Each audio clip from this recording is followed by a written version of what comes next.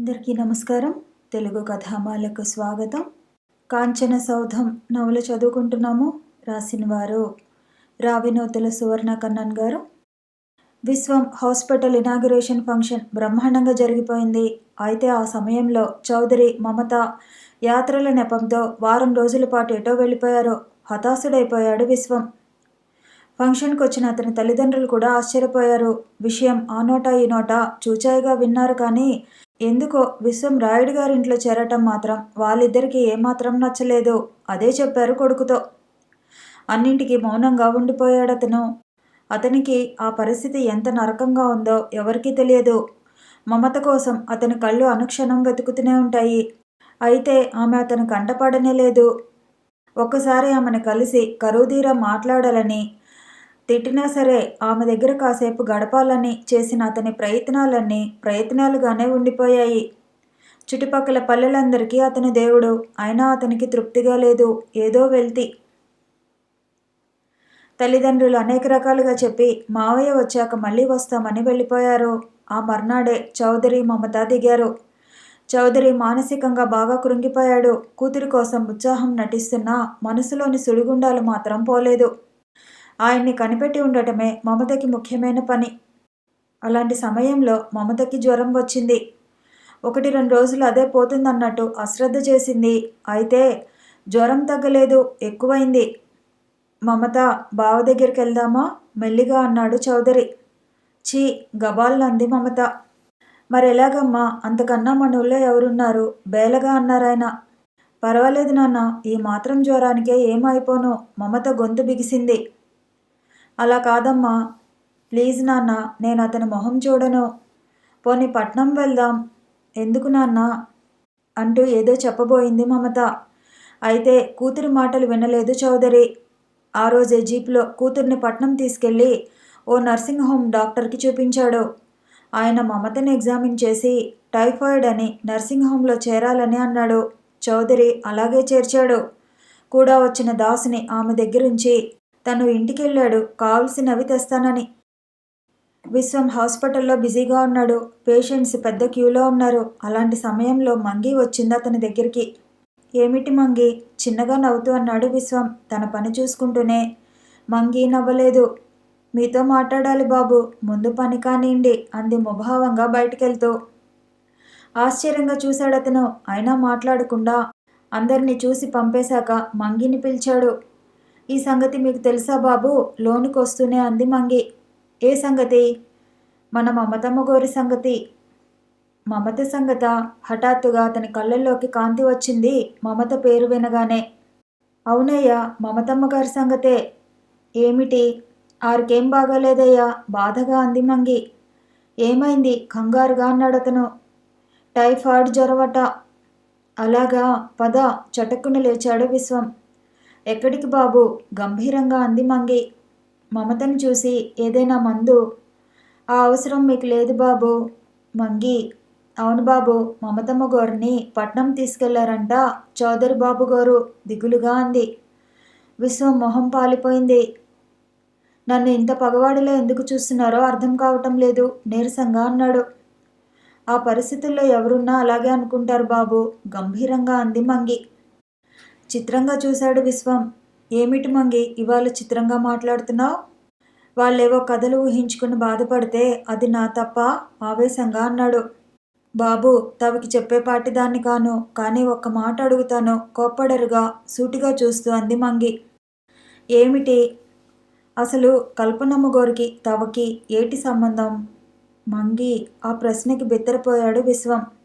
కోప్పడమాకండి బాబు, తెలిసి తెలియని దాన్ని అడిగాను. మీరు కాస్త వివరంగా చెబితే తృప్తిగా వెళ్ళిపోతాను.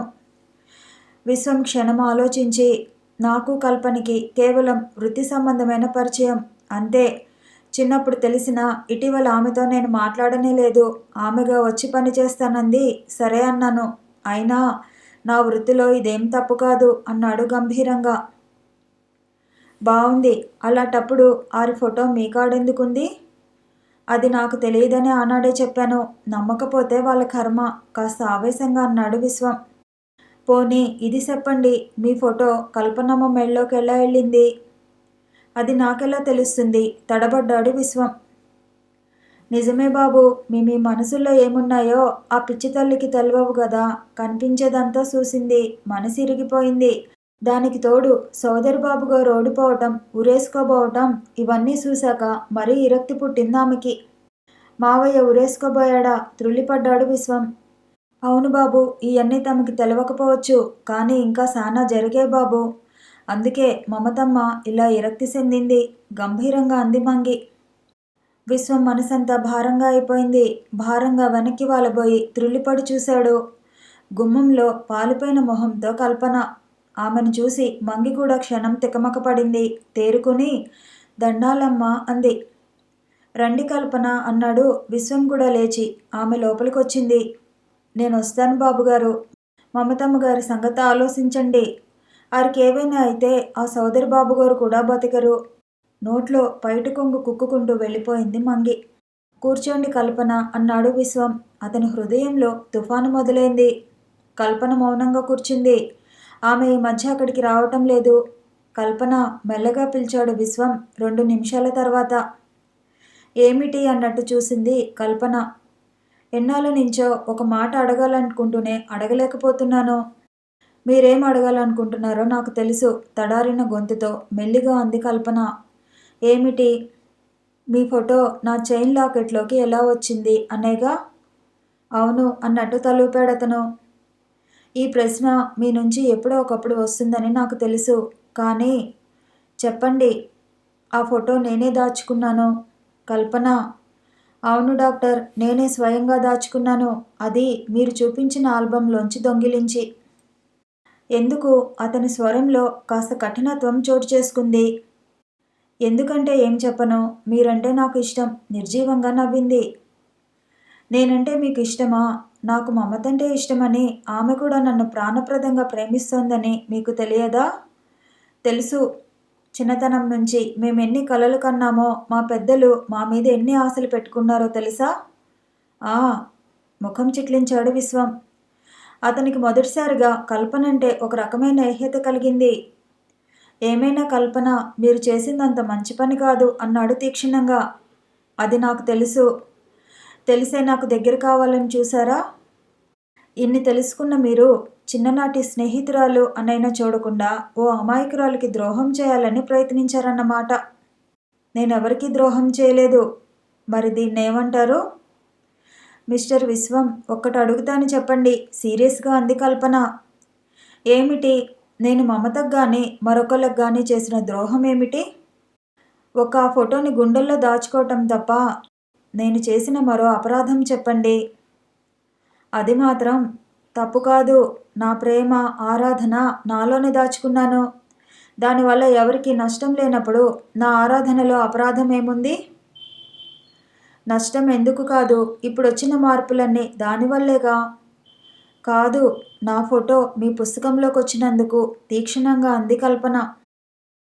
కల్పన, నిజంగా ఆ ఫోటో సంగతి నాకు తెలియదు కంగారుగా అన్నాడు విశ్వం. మీకు తెలియదని నాకు తెలుసు బాధగా నవ్వింది కల్పన. ఆమెకి విశ్వం మొహంలో అదోలాంటి రిలీఫ్ కనిపించింది. మరి నా పుస్తకంలోకి ఎలా వచ్చింది అది? తనలో తనే అనుకుంటున్నట్టు అన్నాడు. నా అంచనా కరెక్ట్ అయితే వీటన్నింటికి ఆ దాసే కారకుడు. అతనికి మీ మీద చాలా మంటగా ఉంది. నిజమే, కానీ అతను నా గదిలోకి వచ్చి ఏముంది, ఈ మధ్య మీ మామయ్య గారి దగ్గర మమత దగ్గర సానుభూతి సంపాదించాడుగా, అదీగాక ఏ పిల్లలకిచ్చైనా ఆ పని చేయించుండొచ్చు. నిజమే అనిపించింది విశ్వానికి కూడా. కల్పన కేసి చూడలేనట్టు తల వంచుకుని మౌనంగా కూర్చున్నాడు. 2 నిమిషాల తర్వాత డాక్టర్ మంద్రస్వరాన్ని అంది కల్పన. ఏమిటి అన్నట్టు చూశాడతను. ఒక మాట అడుగుతాను, నిజం చెప్తారా? అడగండి. నాతో నవ్వుతూ ఎంతో సరదాగా కబుర్లు చెప్పారు. ఆనందంగా గంటల తరబడి కబుర్లతో కాలక్షేపం చేశాం. అవునా? అవును. అయితే అదంతా కేవలం నా ప్రోద్బలం వల్లే జరిగిందా? మీరు వెళ్ళిపోతానంటే బలవంతంగా ఏనాడైనా ఆపానా? సూటిగా అంది కల్పన. చాచా, అదేం కాదు కంగారుగా అన్నాడతను. ఇష్టంగానే కబుర్లు చెప్పారు. అవును, కానీ నాకు ప్రేమ లాంటిదేం లేదంటారు, అంతేనా? విశ్వం మాట్లాడలేదు. విశ్వం, కంగారు పడకండి. మీరు నన్ను ప్రేమించలేదని, ఎన్నడూ ప్రేమించరని నాకు బాగా తెలుసు. కానీ నా సాన్నిధ్యం మాత్రం మీకు కాస్త హాయినిచ్చింది. దీన్ని మీరు కాదనలేరు నమ్మకంగా అంది కల్పన. విశ్వం సిగ్గుగా తల వంచుకున్నాడు. ఇందులో సిగ్గుపడాల్సిందేం లేదు డాక్టర్. అదంతా ప్రకృతి ధర్మం. నన్ను చూసిన క్షణం మీ కళ్ళల్లోకి వచ్చిన వెలుగు, నాతో మాట్లాడేటప్పుడు మీ ఉత్సాహం నేను మెచ్చుకుంటుంటే మీరు అదోలా సిగ్గుపడటం నా దృష్టిని దాటిపోలేదు. కానీ నేను అదంత సీరియస్గా తీసుకోనేలేదు. కారణం అదంతా వయసు తెచ్చిన గిలిగింతేనని నాకు తెలుసు. అయినా మీ దగ్గర చేరాను. ఎందుకు?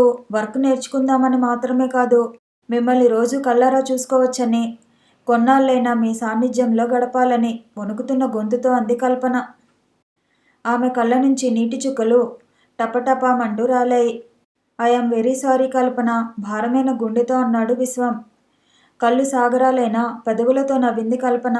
అదంతా మర్చిపోండి, జరగాల్సింది ఆలోచించండి అంది ఏదో ఆలోచిస్తూ. మమతకి జ్వరమట.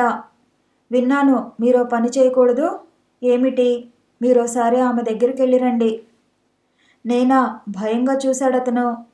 ఏమిటి? జీవితాంతం తోడుగా గడపాల్సిన వ్యక్తిని చూడటానికి అంత భయపడతారు? అదోలా నవ్వింది కల్పన. కానీ నన్ను చూస్తేనే మండిపడుతుందంటారు. నిజమే. 1కి 2 సార్లు వెళితే ఆమె కోపం ఖచ్చితంగా పోతుంది. ఆమె సంగతి నాకు తెలుసు. మిమ్మల్ని ప్రాణాధికంగా ప్రేమించిందామె. కానీ డాక్టర్, ఇంకేం ఆలోచించకండి. అసలు ఈ పని ఎప్పుడో చేయాల్సింది. ఈ పాటికి మమతకి మీరంటే ఉన్న అనుమానాలన్నీ పటాపంచలైపోయేవి. లేవండి చనువుగా అంది కల్పన. మెల్లిగా లేచాడు విశ్వం. ఇదిగో చౌదరి గారు, మీ అమ్మాయిని కాపాడటం ఆ దేవుడి వల్ల కూడా కాదు. అప్పుడే వచ్చిన చౌదరితో అన్నాడు నర్సింగ్ హోమ్ డాక్టర్. ఏమిటండి? ఏమైంది? కంగారుగా అన్నాడు చౌదరి. ఏమైందేమిటండి? మీ అమ్మాయి ఒక్క క్యాప్సిల్ మింగటం లేదు, ఒక్క ఇంజెక్షన్ చేయించుకోవటం లేదు. అలాంటప్పుడు ఇక్కడికి ఎందుకు వచ్చినట్లు చిరాగ్గా అన్నాడు డాక్టర్. మందు వేసుకోవటం లేదా? తెల్లబోయాడు చౌదరి. అవునండి, అదేమంటే ఏడుస్తుంది. అసలేమిటండి ఈ గొడవ? మందు వేసుకోకపోతే రోగం ఎలా తగ్గుతుంది? డాక్టర్లేం దేవుళ్ళు కాదుగా నోటి మాటతో రోగాలు నయం కావడానికి. సారీ, నేను చెప్తానుండండి అంటూ కూతురి గదికేసి నడిచాడు చౌదరి. మమత మంచం మీద పడుకుని శూన్యంలోకి చూస్తుంది. ఏడ్చినట్టు గుర్తుగా చెంపల మీద ఎండిన నీటి చారికలు కనిపిస్తున్నాయి. చైతన్యానికి మారుపేరులా ఉండే కూతురు అలా జీవోత్సవంలా ఉండేసరికి చౌదరికి కూడా పుట్టెడు దుఃఖం ముంచుకొచ్చింది. అయితే తన దుఃఖాన్ని అతి ప్రయత్నం మీద ఆపుకొని మెల్లగా కూతురి దగ్గరకు వచ్చాడు. చప్పుడికి తల తిప్పి చూసింది మమత. ఎదురుగా ఉన్న తండ్రిని చూసి చిన్నగా నవ్వింది. ఎలా ఉందమ్మా అన్నాడాయన ఆమె తల నిమురుతూ. బానే ఉంది నాన్న. మందులు వేసుకోకపోతే బాగా ఎలా ఉంటుందమ్మా? ఇప్పుడేమైంది నాన్న? మళ్ళీ నవ్వటానికి ప్రయత్నించింది మమత. ఏం కాలేదు, కానీ అవుతుంది భారంగా అన్నాడు చౌదరి. మమత మాట్లాడలేదు. మమత, ఏం నాన్న? మందు వేసుకోవటం లేదట. ఎందుకమ్మా? అనునయంగా అన్నాడు. నాకు బతకాలని లేదు నాన్న. 2 చేతుల్లో మొహాన్ని దాచుకుంటూ అంది మమత. చౌదరి మనసంతా మంచులా అయిపోయింది. కూతురు చేతులు పట్టుకుని, చాచా, ఏం మాటలమ్మా అవి అన్నాడు. అవును నాన్న, నాకు చచ్చిపోవాలనుంది భోరుమంది మమత. అలా మాట్లాడకమ్మా కండువాతో కూతురి కళ్ళు అద్దుతూ అన్నాడు చౌదరి. మరెలా మాట్లాడను నాన్న? ఎందుకో నాకు జీవితం అంటేనే విరక్తిగా ఉంది. క్షణం ఒక యుగంలా గడుస్తోంది. ఇంత నిరాశతో నిండా 100 ఏళ్ళు ఎలా బతకమంటారో మీరే చెప్పండి నాన్న బేలగా అంది మమత. అయ్యో అనకమ్మా, నువ్వు నా కోసం బతకాలి. నన్ను మృత్యుముఖం నుంచి కాపాడుకుంటూ ఏమన్నావు? ఒకరి కోసం ఒకరు బతుకుదామనలేదు. ఆ మాట మర్చిపోయి నీ దారి నువ్వు చూసుకుని ఈ ముసలి తండ్రిని దిక్కులేని వాణ్ణి చేస్తావా? వద్దమ్మా, వద్దు. నువ్వు బతకాలి తల్లి, నా కోసం బతకాలి. మనిద్దరం లోకం కోసం బతకొద్దు, ఒకరి కోసం ఒకరం బ్రతుకుదాం పసివాడిలా భోరుమన్నాడు చౌదరి కూడా. బాగుంది చౌదరి గారు, చాలా బాగుంది. ఇక్కడికొచ్చి ఇదా మీరు చేస్తున్నది? ఆమెకు ధైర్యం చెప్పాల్సింది పోయి మీరు ఏడుస్తున్నారా? వాళ్ళు ఎందుకు ఏడుస్తున్నారో తెలియని డాక్టర్ సున్నితంగా మందలించాడు. గభాలను కళ్ళు తుడుచుకున్నాడు చౌదరి. ఏమ్మా, మందులు వేసుకుంటావా? నవ్వుతూనే అన్నాడు డాక్టర్. మమత మాట్లాడలేదు. ఎందుకమ్మా ఎవరి మీద కోపం? అయినా ఎవరి మీద కోపం వస్తే మాత్రం నువ్వు మందులు మానటం ఏమిటి? దీనివల్ల ఎవరికి నష్టం? కబుర్లు చెప్తూనే ఇంజెక్షన్ చేసేశాడు డాక్టర్. తడి కళ్ళతోనే నవ్వాడు చౌదరి. థ్యాంక్ యూ గొణిగింది మమత. దట్స్ గుడ్ నవ్వేసి వెళ్ళిపోయాడు డాక్టర్. నర్స్ ఏదో క్యాప్సూల్ మింగించి వెళ్ళింది. చౌదరి పక్కనే ఉన్న స్టూల్ మీద కూలబడ్డాడు. మమత మొహంలో అదో రకమైన ప్రశాంతత కనిపిస్తోంది. మమత బయటనుంచి ఎవరో పిలిచారు. ఆ పిలుపుకి ఇద్దరు త్రుళ్ళిపడ్డారు. ఒంట్లోని రక్తమంతా మొహంలోకి చిమ్మినట్లు మమత మొహం ఎర్రగా కందిపోయింది. తీక్షణంగా అతని కేసి చూసింది. అతను విశ్వం. ఎలా ఉంది మావయ్య అంటూ లోపలికొచ్చాడు. డాక్టర్ ఇంకా ఏం చెప్పలేదు విశ్వం అన్నాడు చౌదరి. ఎందుకో ఆ సమయంలో మేనల్లుడు రావటం కొండంత ధైర్యాన్ని ఇచ్చినట్టయింది. కోపాలన్నీ తాత్కాలికంగా మర్చిపోయాడు. మమతకి మాత్రం జ్వరం ఊదర కన్నా అతన్ని చూశాక మరింత ఊదర పుట్టింది. కూర్చో విశ్వం అక్కడే ఉన్న స్టూలుని తోస్తూ అన్నాడు చౌదరి. విశ్వం స్టూల్ని మంచానికి దగ్గరగా లాక్కుని కూర్చున్నాడు. అతనికి ఎలా మాట్లాడాలో అర్థం కావటం లేదు. మమత కేసి చూస్తూ కూర్చున్నాడు కొన్ని క్షణాలు. మమత కళ్ళు మూసుకుంది. కోపం, నిస్సహాయత్వం, ఆవేశం, అసహ్యం ఇంకా ఇంకా చాలా భావాలు ఏకమై ఆమెకి దుఃఖాన్ని పెంచేస్తున్నాయి. నేను ఇతగాడి ఎదురుగా ఏడవటం ఏమిటి? బలవంతాన ఏడుపుని ఆపుకోవాలని ప్రయత్నించిన దాగని కన్నీళ్లు చెంపల మీద నుంచి జారి జుట్టును దిండును తడిపేస్తున్నాయి. మమత అనురాగపూరితమైన స్వరంతో పిలిచాడు విశ్వం. ఆ స్వరానికి మమత మనసు క్షణం పరవశించింది. అయితే జరిగింది గుర్తొచ్చి మళ్ళీ కఠినంగా అయిపోయింది. మమత ఏమిటి? కళ్ళు తెరవకుండానే అంది మమత. ఒంట్లో ఎలా ఉంది? నిక్షేపంలా ఉంది. అది కాదు, ఈ జ్వరం కోసం ఇంత దూరం రావాలా? మెల్లగా అన్నాడు. ఎందుకో అతనికి మమతతో మాట్లాడాలంటేనే ఓ రకమైన బెరుగ్గా ఉంది. మరి బతకాలిగా అదోలా నవ్వింది మమత. అంటే అక్కడుంటే బతకవనా? ఏమో చెప్పలేం. మా నాన్నకు నేను తప్ప దిక్కులేదు. నాకేదైనా అయితే అని తట్టుకోలేరు. చిన్నబుచ్చుకున్నట్టు కూర్చున్నాడు విశ్వం. అతని మొహం చూస్తుంటే జాలేసింది చౌదరికి. మరుగున పడ్డ ప్రేమాభిమానాలు తిరిగి తలెత్తాయి. విశ్వం అమ్మాయి మనసు ఏం బాగాలేదు. నువ్వేం బాధపడకు సంజాయిషిగా అన్నాడు. ఇందులో అనుకోవడానికి ఏముంది మామయ్య? ముభావంగానే అన్నాడు విశ్వం. ఎలా ఉన్నావు? హాస్పిటల్ బాగుందా? ఏదో అడగాలన్నట్టు అడిగాడు చౌదరి. బానే ఉంది మావయ్య. ఎంత పిచ్చివారు నాన్న. పక్కున నవ్వింది మమత. ఏమిటమ్మా? చిన్నప్పటి నుంచి అనేక విధాల మంచి చెడ్డలు చూసి కన్న కొడుకు కన్నా ఎక్కువగా చూసుకున్నా మిమ్మల్ని కాదని మనకు శత్రువైన ఆ రాయుడి గారింట చేరి మీ పదవిని పరువును ఏకకాలంలో సమాధి చేసిన ఈ పెద్ద మనిషి క్షేమ సమాచారాలు అడుగుతున్నారా? చిన్నతనం నుంచి ప్రేమించినట్టు నటించి మనసారా ఆరాధిస్తున్న నన్ను కాదని నాకన్నా చదువులో అధికురాలైన ఆ కల్పనకి చేరువైన అతగాడి హాస్పిటల్ ఏవైతే మనకెందుకు నాన్నా? ఏదో నలుగురు నాలుగు రకాలుగా అంటారని మొహం చూపించడానికి వచ్చాడే తప్ప మీ మీద నా మీద ప్రేమతో మాత్రం కాదు నాన్న. ఈ పెద్ద మనిషి వచ్చింది కఠినంగా అంది మమత. విశ్వం ముఖం పాలిపోయింది. మమత చాలా ఘోరంగా మాట్లాడుతున్నావు అన్నాడు మెల్లగా. ఏం నేను అన్న దాంట్లో అబద్ధం ఏమైనా ఉందా? సారీ, మరో సంగతి చెప్పనే లేదు. నువ్వు చేసిన అవమానానికి నాన్న ఈ లోకాన్ని నుంచి ఏనాడో తప్పుకోవాలని చూశారో ఏ దేవుడో నా ఎందుండి ఆయన్ని కాపాడుకోగలిగాను తీక్షణంగా అంది. జరిగిపోయిన దాని గురించి ఇప్పుడు తవ్వుకోవటం ఎందుకమ్మా? నలుగురు వచ్చి చూసినట్టే విశ్వం కూడా వచ్చి చూశాడనుకో కాస్త మందలింపుగా అన్నాడు చౌదరి. అలాగే చూశాడుగా, ఇక వెళ్ళమను సీరియస్గా అనేసి మరోవైపు తిరిగి పడుకుంది మమత. విశ్వం మనసు బాధతో మూలిగింది. మమత అన్నాడు అనునయ స్వరంతో. మమత పలకలేదు. నా మాట ఒక్కటి విను. విన్ను అరిచింది మమత. ప్లీజ్ ఒక్క క్షణం నా మాట విని ఆ తర్వాత నీ ఇష్టం వచ్చినట్టు తిట్టు. Doctor I want rest please leave me alone. టక్కున రెండు చేతులు చప్పుడయ్యేలా జోడించి అంది మమత. కందిపైన మొహంతో లేచాడు విశ్వం.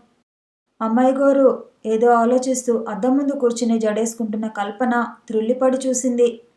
ఈ మధ్య ఆమె నిమిషానికి త్రుళ్ళిపడుతోంది. ఏమిటమ్మాయి గారు ఉలిక్కిపడ్డారా? లోపలికొస్తూ అంది మంగి. అబ్బే అదేం లేదు. ఏమిటిలా వచ్చావు? నవ్వుతూ అంది కల్పన. మా మావగాడున్నాడేమోనని. అరే వీరుడు పట్నం వెళ్ళాడుగా, నీతో చెప్పలేదా? నాన్న ఏదో పని మీద పంపించినట్టున్నారు అంది కల్పన జడ అల్లటం పూర్తి చేసి దువ్వెనుకున్న చిక్కు విడదీస్తూ.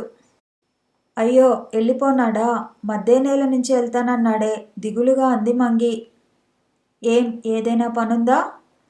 ఏం లేదమ్మా, నేనో పాలి పట్నం వెళ్దారని. నువ్వా? ఎందుకు? సినిమా చూడాలనుందా? నవ్వుతూ అడిగింది కల్పన.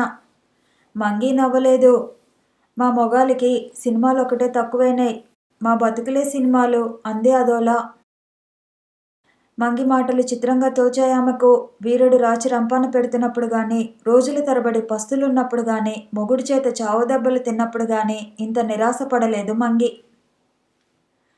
అంటే అంతకన్నా కష్టమేమైనా వచ్చిందా అనుకుంది కల్పన. ఏమైంది మంగి అంది అనునయంగా. మంగి 2 కళ్ళ నిండా నీళ్లూరాయి. ఏం లేదమ్మా, మమతమ్మ గోరు బతికుండగా ఓ పారి చూద్దావనుందమ్మా దుఃఖం నిండిన గొంతుతో అంది. మంగి త్రుళ్ళిపడింది కల్పన. అవునమ్మా, ఆరి పరిస్థితేం బానేదంట. ఎవరన్నారు? అంతా అనుకుంటున్నారమ్మా. ఆ తల్లి నా కాపురం బాగడ్డానికి ఎన్నో విధాలా సాయం చేసింది. అయ్యగోరికి సోదరి గోరికి పచ్చగడ్డేస్తే బగ్గుమనేలా ఉన్నా మావ మీ కాడ పని చేస్తున్నాడని తెలిసినా వాళ్ళ నాన్నగారికి తెలిసి తెలవకుండా ఎన్నో విధాలా ఆదుకుంది. వాళ్ళ బావగారు మూలంగానే నా కొడుకు బతికాడు. ఆన్ని ఈ స్కూల్లో చేర్చడమే కాక నాకు 4 అక్షరాలు చెప్పి పుణ్యం కట్టుకుంది. అలాంటి తల్లి ఇప్పుడు చావు బతుకుల్లో ఉంటే చూడకుండా ఎట్టా ఉండగలనమ్మా ఏడుస్తూనే అంది మంగి. మంగి మాటల్లో నిష్ఠూరం కూడా ఉన్నట్టు అనిపించింది కల్పనకు. బలవంతంగా నవ్వడానికి ప్రయత్నిస్తూ, మంగి నువ్వు బాధపడ్డంలో తప్పులేదు, కానీ కాస్త జ్వరం వస్తేనే మమత ఏదో అయిపోతుందనుకుంటున్నావే, అదే బాగాలేదు. అసలు నీకెవరు చెప్పారో గాని ఈ రోజుల్లో టైఫాయిడ్ పెద్ద జబ్బేం కాదు అంది. మంగి బాధగా నవ్వింది. నిజమేనమ్మా, మీరన్నట్టు జ్వరం పేండాలు తీయదు, కానీ దేనికైనా మందు తీసుకోవాలి కదమ్మా. అంటే అమ్మాయి గోరు అక్కడికి వెళ్ళిన దగ్గర నుంచి ఒక్క మందు బిళ్ళ మింగలేదంట, ఒక్క ఇంజెక్షను చేపించుకోలేదంట. ఎందుకు? నిర్ఘాంతపోయింది కల్పన.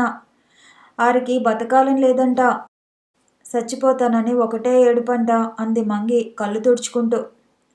కల్పన ముఖం పాలిపోయింది. నోటమాట రకాల ప్రతిమలా నిల్చుండిపోయింది. మరో చిన్న మాటమ్మా మెల్లగా అంది మంగి. ఏమిటి అన్నట్లు చూసింది కల్పన. అయ్యగోరు మీకు డాక్టర్ బాబు గోరికి పెళ్ళని, త్వరలో లగ్గాలెట్టుకుంటారని చెప్తున్నారు, నిజమేనా? సూటిగా అడిగింది. మరింత త్రుళ్ళిపడింది కల్పన. సరే నేనొత్తానమ్మా, ఏది చేసినా కూస్తి ఆలోచించి మరీ చేయండి. తవకి చెప్పేపాటి దాన్ని కాదు, అయినా మీ దగ్గరున్న సనువుతో చెప్తున్నాను అంది మంగి. మరి పట్నం వెళ్ళవు? తడారిన పెదవులతో అంది కల్పన. ఎలాగో ఆ బాబుగారిని అడిగి ఆరి జీపులోనే వెళ్తాను అంటూ వెనుదిరిగింది మంగి. మంగి ఏటమ్మా వెనుదిరిగి అంది మంగి. నువ్వు మీ ఇంటి దగ్గరే ఉండు, నేను వస్తాను గంభీరంగా అంది కల్పన. అర్థం కానట్టు చూసింది మంగి. నేను పట్నం వెళ్తున్నాను, నిన్ను కూడా తీసుకెళ్తాను అంది కల్పన. మంగి కళ్ళు తలుక్కుమన్నాయి. అలాగేనమ్మా 2 చేతులు జోడించి ఆనందంగా వెళ్ళిపోయింది. కొంతసేపలా కూలబడిపోయింది కల్పన. ఆ తర్వాత మెల్లగా లేచి చకచకా డ్రెస్ చేసుకుని జీపు బయటికి తీసింది. ఎక్కడికమ్మా అన్నాడు రాయుడు. పట్నం. ఇప్పుడా? ఎందుకు? ఆశ్చర్యంగా చూశాడాయన. పనుంది నాన్న ముభావంగా అంది కల్పన. ఆ చౌదరి కూతుర్ని చూడ్డానికే కదూ? ఆయన గొంతు తీక్షణంగా ఉంది. అవును, నీ జీవితంలో నువ్వే నిప్పులు పోసుకుంటున్నావన్నమాట. లేదు నాన్న, నేను ఆమె జీవితంలో పోసిన నిప్పును ఆర్పడానికి ప్రయత్నిస్తున్నాను. అదే ఆర్పకపోతే ఆమెతో పాటు నేను ఆహుతైపోతాను. అంతకన్నా తీక్షణంగా అంది కల్పన. నా మాట విను పెద్దాన్ని ఏదో చెప్పబోయాడాయన. సారీ, ఈ విషయంలో నేనింక ఎవరి మాట వినదలుచుకోలేదు స్థిరంగా అంది కల్పన. అంతే. మరుక్షణం జీపు దుమ్ము రేపుకుంటూ పట్నం వైపు దూసుకుపోయింది. రాయుడు బోన్లో పులిలా పచార్లు చేస్తున్నాడు.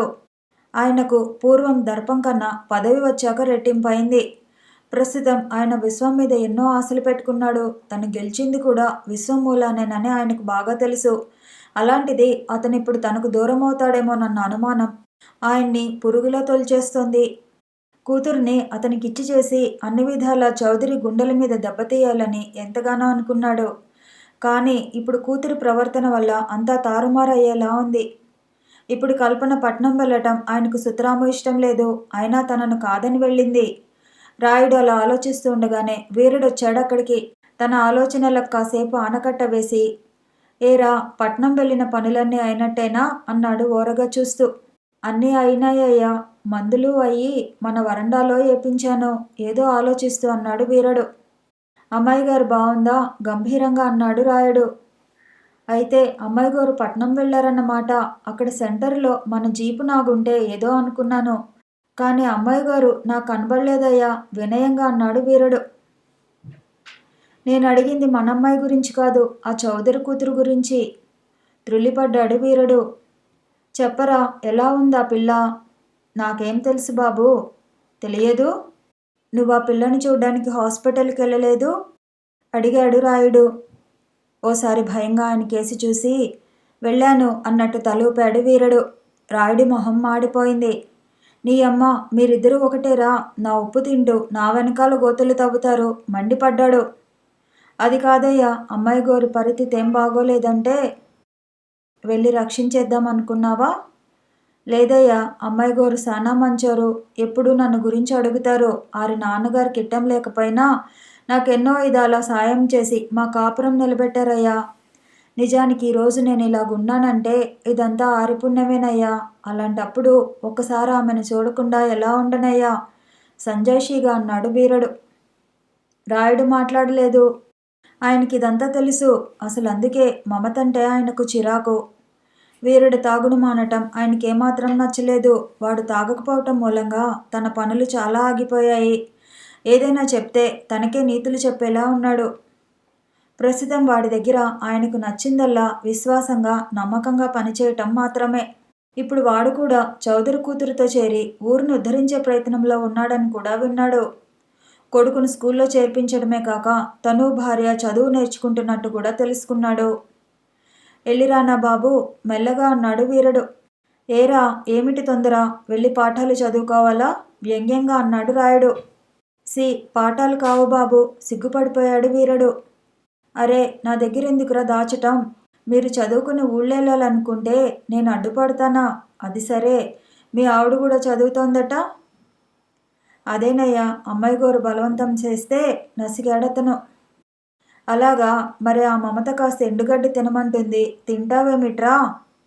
ఆ ఏం మాటలు బాబు, ఆ అమ్మ మమ్మల్ని గడ్డెందుకు తినమంటది? మేమెందుకు తింటాం?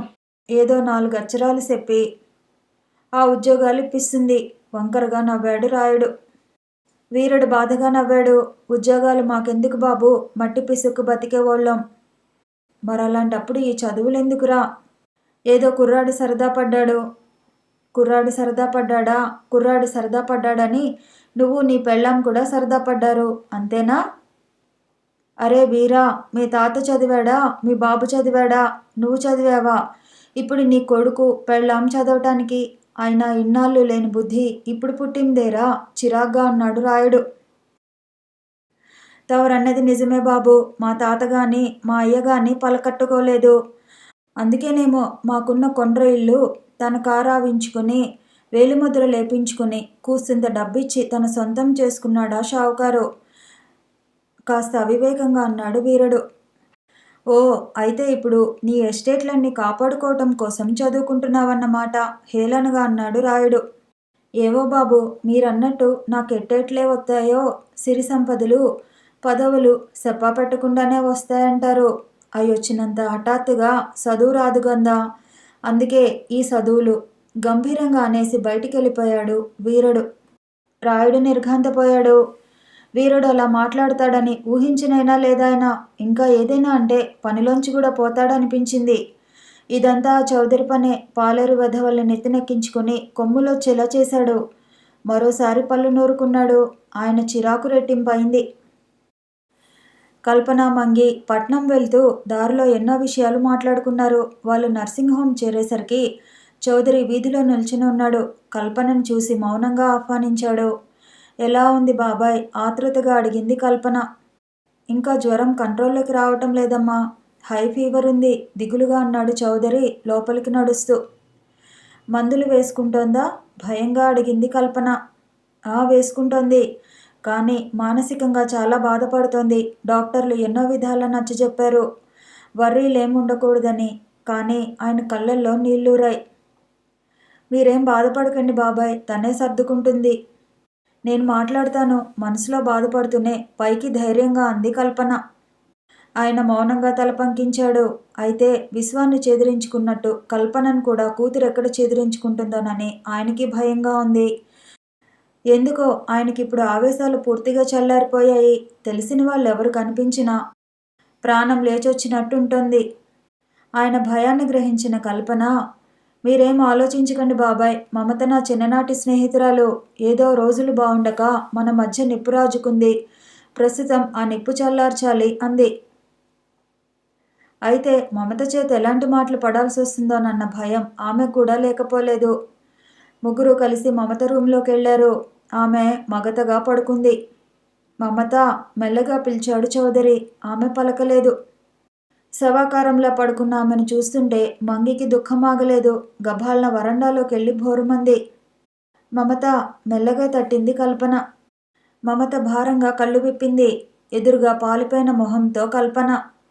ఆమెను గుర్తించినట్టుగా చిన్నగా నవ్వింది మమత. తనను అసహించుకుంటుందని, మాట్లాడను పొమ్మంటుందని, ఇంకా ఏవేవో ఊహించుకున్న కల్పనకి మమత నవ్వు చూశాక కొండంత ధైర్యం వచ్చింది. ఎప్పుడొచ్చారు? నీరసంగా అంది మమత. ఇప్పుడే ఆమె చేతిని తన చేతుల్లోకి తీసుకుంటూ అంది కల్పన. మంగి కూడా వచ్చింది చౌదరి అన్నాడు. ఏది అన్నట్టు చూశాయి మమత కళ్ళు. అప్పుడే మంగి లోపలికొచ్చింది. ఆమె కళ్ళు ఎర్రగా ఉన్నాయి, ఏడ్చిన గుర్తుగా. ఏడ్చావా? నవ్వుతూనే అంది మమత. లేదు అన్నట్టు తలూపింది మంగి. అయితే ఆమె కళ్ళు ఇంకా నీళ్లతో నిండుతూనే ఉన్నాయి. మమత మెల్లగా పిలిచింది కల్పన. ఎలా ఉంది? ఏమిటి? అదే నీ ఆరోగ్యం. అది మీరు చెప్పాలి అంది మమత. ఆ నవ్వు కల్పన గుండెల్ని పిండేలా ఉంది. అవునమ్మా, పరిస్థితి ఎలా ఉంది అన్నాడు చౌదరి కల్పన కేసి చూస్తూ. ధైర్యం చెప్పిందామె. మీరు మందు తీసుకోవటం లేదని ఇన్నాక ప్రాణం కొట్టుకుపోయిందమ్మా. ఇక భయం లేదు తృప్తిగా అంది మంగి. నేనంత తొందరగా చావను మంగి నిరాశగా నవ్వుతూ అంది మమత. అలా అనమాకండమ్మా అంది మంగి బాధగా. కల్పన మొహం మరింత పాలిపోయింది. చెప్పండి ఇంకా ఏమిటి విశేషాలు నవ్వు తెచ్చిపెట్టుకుంటూ అంది మమత. 10 నిమిషాలు మాట్లాడుకున్న తర్వాత కాస్త సర్దుకున్నారంతా. ఇంతలో డాక్టర్ పిలవటంతో కల్పనకి చెప్పి బయటికి వెళ్ళిపోయాడు చౌదరి. కల్పన సైగ చూసి మంగి కూడా వరండాలోకి వెళ్ళిపోయింది. కూర్చున్న స్టూల్ని మమతకి మరింత దగ్గరగా లాక్కుంటూ మమత మృదువుగా పిలిచింది కల్పన. ఇప్పుడు నేను ఎందుకు వచ్చానో తెలుసా? నన్ను చూడ్డానికి కాదు. మరి? కళ్ళు చిట్లించింది మమత. నీతో కాసేపు మాట్లాడాలని. దేన్ని గురించి? చెప్తాను, ముందు నువ్వు నాకు మాట ఇవ్వాలి. చెప్పండి. నేను చెప్పేది 10 నిమిషాల పాటు శాంతంగా వినాలి. ఏమిటి డాక్టర్? నవ్వింది మమత. ముందు ప్రామిస్ చేయాలి. అలాగే ప్రామిస్, చెప్పండి. మన పరిచయ కాలం ఎంత? గంభీరంగా అంది కల్పన. దాదాపు 2 ఏళ్ళు. 2 ఏళ్ళేనా? అంతకుముందు మనకి పరిచయం లేదా? ఉంది, కానీ అది లెక్కలేదు. ఎందుకు లెక్కలేదు? ఆ పరిచయాలు, స్నేహాలు పూర్తిగా ఆవిరైపోయాయి. అందుకే మమత ఆపేసింది. చెప్పు మమత. అందుకే. డాక్టర్, ఇప్పుడు అవన్నీ తవ్వుకోవటం వల్ల వచ్చే లాభం ఏమిటి? మనసులు మరింత బాధపడటం తప్ప. అలా కాదు, ఉన్నది ఉన్నట్టు చెప్పు. మనం చిన్నతనం నుంచి ప్రాణ స్నేహితులం, అవునా? కావచ్చు, కానీ మధ్యకాలంలో మన మధ్య బద్ధశత్రుత్వం ఏర్పడింది. మనిద్దరం ఎప్పుడైనా పోట్లాడుకున్నామా? మనిద్దరం పోట్లాడుకోకపోవచ్చు, కానీ మన పెద్దలు పోట్లాడుకున్నారు. అయితే మనం విడిపోవటం ఎందుకు? పెద్దలతో పాటే పిల్లలు, గంభీరంగా అంది మమత. బావుంది. పోనీ ఒకటి చెప్పు, అన్నదమ్ములు అక్క చెల్లెళ్ళు ఎప్పుడు మాట మాట అనుకోరా? కాస్త ఘర్షణ పడ్డంత మాత్రాన ఉప్పు నిప్పులా ఉంటారా? జీవితాంతం కలవనే కలవరా? సూటిగా అంది కల్పన. నిజమే, కానీ మన మధ్య బంధుత్వం లేదు తీక్షణంగా అంది మమత. మమత తెల్లబోయింది కల్పన.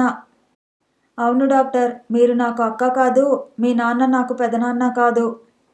ఎంత మాట అన్నావు మమత.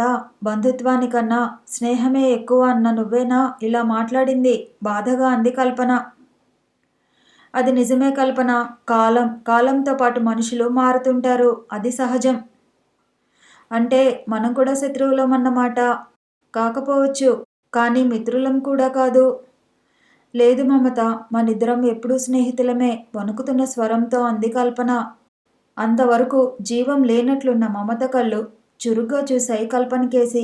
ఆ కళ్ళల్లో నువ్వు నాకు స్నేహితురాలివా, నో నాకు బద్ధవిరోధివి అన్న భావం కల్పించింది కల్పనకి. భారంగా నిట్టూర్చింది. ఇంతకీ ఈ ఉపోద్ఘాతమంతా దేనికి? తన భావాల్ని మనసులోనే దాచుకుంటూ తేలిగ్గా నవ్వేసి అంది మమత. చెప్తాను, కానీ మమత, ఒక చిన్న రిక్వెస్ట్. ఏమిటి? ప్లీజ్ నా మాటలు జాగ్రత్తగా విను. ఇప్పటి సంగతులు కాసేపు మర్చిపో. మనం చిన్నప్పుడు ఒకటిగా తిరిగాం. ఏమే అంటే ఏమే అనుకునేవాళ్ళం, అవునా? అవును. అయితే అందుకే మనం కొంతసేపు మన మనసుల్ని నిర్మలంగా ఉంచుకుని ఆనాటి మనసులతోనే నిష్కల్మషంగా మాట్లాడుకుందాం. ఆనాటి పాల మనసులతోనా? ఇప్పుడా? పక్కున నవ్వింది మమత. ఏమిటి మమత? చిన్నబుచ్చుకుంటూ అంది కల్పన. లేకపోతే ఏమిటి కల్పన? కల్లాకపటం తెలియని ఆనాటి పసిహృదయాలెక్కడా? నరాల్లోనూ విషం జీర్ణించుకుపోయి ఎదుటి వాళ్ళ మీద విషం కక్కడానికి సిద్ధంగా ఉన్నట్టున్న ఈనాటి కఠిన హృదయాలెక్కడా? అసలు ఆనాటి ఛాయలే మనలో లేవు. మాడి మసైపోయాయి, ధూళిలో కలిసిపోయాయి. ఆవేశంగా అంది మమత. కల్పన బిత్తరపోయింది. మమత, నువ్వెందుకలా అనుకుంటున్నావో నాకు అర్థం కావటం లేదు. అసలు ప్లీజ్ ఇంకా టాపిక్ వదిలే కల్పన. నీలోనూ నాలోనూ కూడా మార్పొచ్చింది. లేకపోతే ఆనాడు నేను అడిగానని కాస్తైనా ఆలోచించకుండా తామర పువ్వు కోసం చెరులో దిగి ప్రాణం మీదికి తెచ్చుకున్న నువ్వు ఈనాడు నా ప్రాణానికి ప్రాణమైన నా బావని దుఃఖంతో మమతకి మాట రాలేదు. నిర్జీవంగా నవ్వింది కల్పన. అయితే మమత తనతో కాస్త మనసు విప్పి మాట్లాడుతుందనే అనిపించింది ఆమెకి. అందుకే అదే మమత, దాని గురించి మనం మాట్లాడుకుందాం. అందుకే నేను వచ్చాను అంది గంభీరంగా. మమత మాట్లాడలేదు. పర్వాలేదు, నువ్వు కాస్త మారావని నన్ను పేరు పెట్టి పిలవటం చూస్తే తెలుస్తుంది. మమత, నన్ను డాక్టర్గా మర్చిపోయి నీ చిన్ననాటి స్నేహితురాలిగా చూడు. నేను అలాగే ఉంటాను. ఇద్దరం మన ముసుగుల్ని తొలగించుకొని హాయిగా మనసుల్ని విప్పి మాట్లాడుకుందాం. నిజంగా నేను నీకు ద్రోహం చేశానని అనిపిస్తే ఇంక జీవితంలో నీ కంటపడను. ఈసారికి నా మాట విను ప్లీజ్. ఆమె చేతిని సున్నితంగా నొక్కింది కల్పన. మమత మౌనంగా ఉండిపోయింది. కథ కొనసాగుతుంది. మళ్ళీ కలుసుకుందాము. ఈ వీడియో నచ్చితే లైక్ చేయండి, షేర్ చేయండి, కామెంట్ చేయండి, ఛానల్ని సబ్స్క్రైబ్ చేయండి.